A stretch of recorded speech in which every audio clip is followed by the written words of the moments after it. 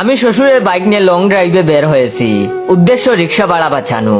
Bike নিয়ে শ্বশুর বাড়ি লিংক রোড ছেড়ে কুমিল্লা বিশ্ব রোডে উঠলাম। পুরো রোড ফাঁকা পেয়েও তেল বেশি খরচ হওয়ার ভয়ে একেবারেই ধীর গতিতে বাইক চালাচ্ছি। বাইক নিয়ে একটু সামনে যেতেই তাকিয়ে দেখি বাইকের লম্বা সিরিয়াল দাঁড় করিয়ে রেখেছে। পুরো রাস্তা ফাঁকা থাকার পরেও সবাই সিরিয়ালে কেন দাঁড়িয়ে আছে তা দেখার জন্য আরেকটু সামনে যেতেই দুজন পুলিশ হাত দিয়ে বাইক থামিয়ে ধমক দিয়ে বলল, দেখোস না সবার ড্রাইভিং লাইসেন্স চেক করছি, সবাই দাঁড়িয়ে আছে, দেখেও সামনে আসলি কেন? দেখি তো তোর ড্রাইভিং লাইসেন্স। আমি তখন বাইকের পিছনের সিট থেকে কাগজ দিয়ে মুড়ানো শ্বশুরের ড্রাইভিং লাইসেন্স কার্ড বের করে পুলিশের হাতে দিলাম।